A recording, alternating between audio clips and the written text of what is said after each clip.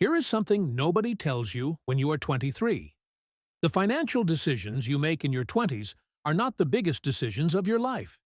You don't have the income yet. You don't have the assets yet. And the stakes feel relatively low. But they are the decisions that compound the longest. And compounding, over 40 years, turns small mistakes into enormous ones. A $10,000 mistake at 25 is not a $10,000 mistake. At 7% annual return, that $10,000 would have been worth approximately $150,000 by age 65. That is the actual cost of a $10,000 mistake in your 20s.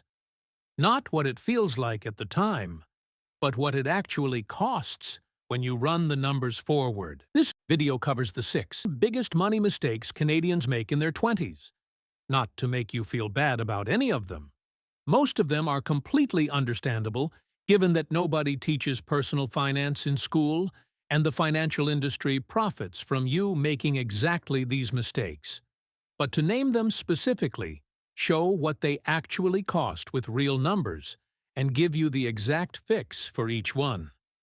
The most expensive mistake on this list is not the one that looks most dramatic. It is the quiet one. The one most people don't even recognize as a mistake. And it is coming in mistake number 3. The first mistake is one of the most common and most mathematically destructive: carrying a balance on a credit card month to month. Most Canadian credit cards charge 19.99% annual interest on carried balances. Some charge up to 22.99% or 24.99%. This is not a coincidence. The credit card business model is built specifically around the minimum payment trap. Pay the minimum, watch the balance barely move, pay thousands in interest over years on a purchase that cost hundreds. The real cost, made specific: a $3,000 credit card balance at 20% annual interest, making only the minimum payment of approximately $60 per month, takes approximately 26 years to pay off, and costs approximately $5,300 in interest on top of the original $3,000. You paid $8,300 for $3,000 of stuff. Why this happens: credit cards are designed to make spending frictionless and repayment optional feeling. The minimum payment option feels like a reasonable choice. You paid something, you're not in default. But the minimum payment barely covers the monthly interest charge. The balance barely moves. Most people in their 20s do not run this calculation because nobody has shown them what it actually looks like. The fix: 2 steps.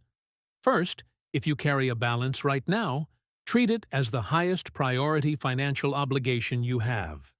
The guaranteed return from eliminating a 20% credit card balance is 20%. Better than any investment available to you. Pay it down aggressively before building any other savings except a small emergency fund.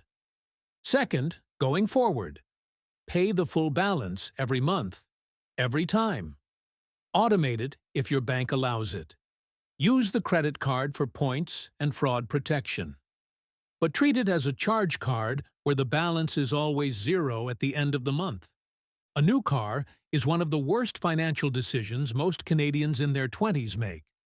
And it is one of the most culturally normalized ones, which is exactly why it belongs on this list.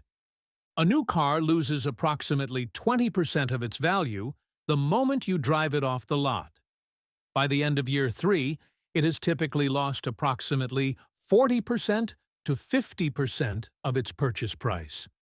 You are paying full price for something that depreciates dramatically and rapidly, while also paying loan interest on the financing, insurance rates higher than a used car would require, and often expensive monthly payments that consume a large share of a 20-something's income. The specific cost calculation: a $40,000 new car financed at 6.99% over 84 months costs approximately $606 per month in loan payments alone, before insurance, gas, and maintenance. Over 84 months, total payments reach approximately $50,904. The car that cost $40,000 new is worth approximately $18,000 to $20,000 at the end of the loan. You paid $50,904 to own an $18,000 asset. The alternative, a 3-year-old used version of the same car, costs approximately $24,000 to $26,000. The previous owner absorbed the 40% depreciation. Financed at the same rate over 60 months, approximately $480 per month. Total payments, approximately $28,800. You own the same functional vehicle, $22,000 less spent. The compounding cost, the $126 per month difference between the new and used car payment, redirected into a TFSA invested in a broad market ETF at 7% return over the 7-year loan period, grows to approximately $13,000. Not dramatic on its own, but if that same person kept buying new cars every 7 years through their 30s and 40s, the cumulative opportunity cost is genuinely large. The fix: buy a 2 to 4-year-old used car with a documented service history from a reputable seller. Let someone else absorb the depreciation cliff. Drive it for 7 to 10 years. Redirect the payment difference to your TFSA. This single decision, made consistently across a career, is worth tens of thousands of dollars in long-run wealth. Here is the most expensive mistake on this list. Not the most dramatic. Not the one that shows up on a credit card statement. The quietest one. The one that costs the most specifically, because it is invisible until it is too late to fix. Not investing in your 20s because it feels like there is time later. The specific cost of waiting 10 years to start, the number that changes how you think about this. Investor A starts at age 25, contributes $400 per month at 7% annual return, stops at 35, only 10 years of contributions, and never contributes another dollar. Just lets it compound.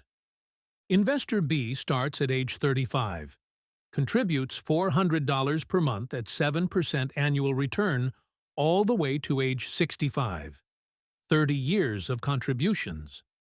At age 65, Investor A, 10 years of contributions, 40 years of compounding. Approximately $1,170,000. Investor B, 30 years of contributions, 30 years of compounding. Approximately $486,000.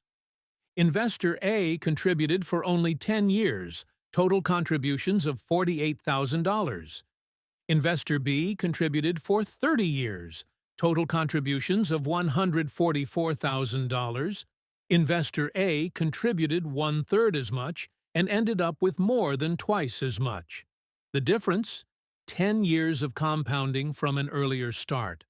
Why this mistake is so easy to make. In your 20s, $400 per month feels significant. The payoff feels abstract and impossibly far away. The things competing for that money, rent, social life, student loans, just living, feel more immediate and more real.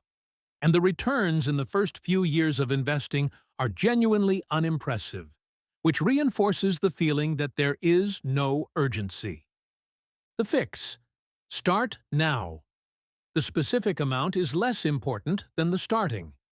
Even $100 per month in a TFSA invested in a broad market ETF is a start. And the earlier that start, the more the compounding timeline works in your favor. Every year of delay is compounding years you never get back. This mistake lives right next to mistake number 3, but is slightly different. Some people in their 20s are saving. They have money accumulating in a savings account at their bank, but they have never moved it into an investment account. The money is sitting in a 0.5% to 2% savings account, while inflation and opportunity cost quietly erode its real value. The specific gap: $10,000 in a big bank savings account at 1.5% for 20 years grows to approximately $13,469. The same $10,000 in a broad market ETF at 7% for 20 years grows to approximately $38,697. The gap: $25,228 from the same starting amount over the same time period, purely from where the money lives. Why this happens? Most Canadians open a savings account at their bank in their teens or early 20s and never question whether it is the right place for long-term savings. The bank does not proactively explain that there is a far better option available, because the bank earns its margin from the spread between what it pays you in savings interest and what it earns on lending. The fix: two-part, emergency fund, 3 to 6 months of essential expenses, stays in a high-interest savings account. Liquid, accessible, at a competitive online bank like EQ Bank or Oaken Financial, rather than a big bank paying 0.5%. Everything beyond the emergency fund that is not needed within 5 years goes into a TFSA invested in a broad market all-in-one ETF like XEQT. This single reallocation, done once, is worth tens of thousands of dollars over a career without any ongoing effort. Lifestyle inflation is the quiet destroyer of wealth in your 20s and 30s. Every raise brings a slightly nicer apartment, a slightly newer car, slightly more dining out, slightly more travel. And the percentage of income saved stays the same, or shrinks despite the growing income. Why this is so damaging specifically in your 20s? Your 20s are the decade when income grows the fastest, from entry-level to established professional. If every income increase is consumed by lifestyle expansion, you arrive at your 30s earning significantly more than you did at 22, but with roughly the same financial position, because the spending followed the income upward at every step. The specific fix: the raise rule. Every time you receive a raise, automatically increase your TFSA or RRSP contribution by at least 50% of the after-tax raise amount before the lifestyle upgrade has a chance to embed. If a raise adds $300 per month to your take-home pay, redirect $150 to automatic investments immediately. Enjoy the remaining $150 as lifestyle improvement. The savings rate goes up, the lifestyle still improves, and the wealth-building momentum compounds.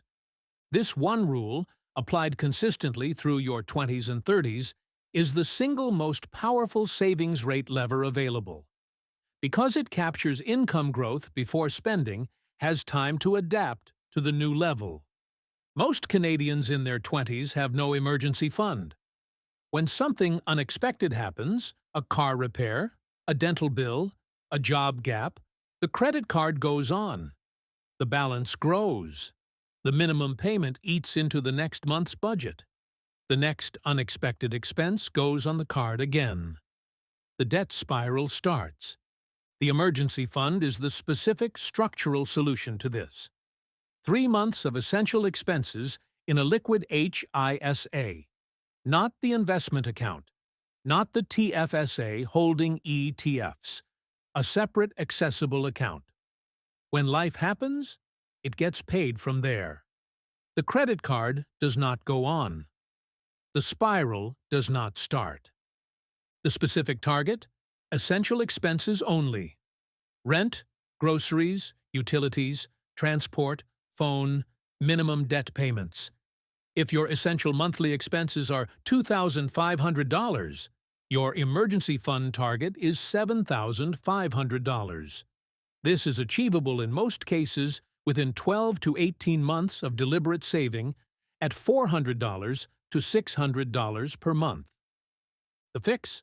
Open a separate HISA at EQ Bank or Oaken Financial today.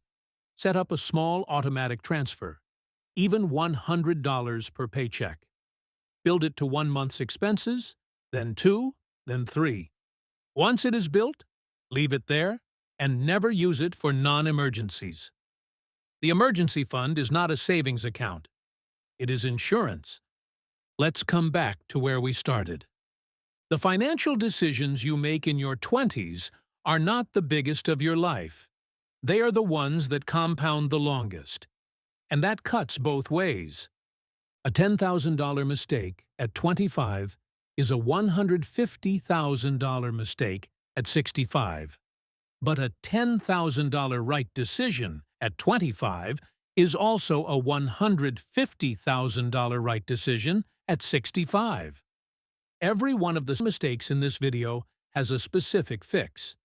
Carry no credit card balance. Pay it in full every month. Buy used, drive it long, redirect the difference.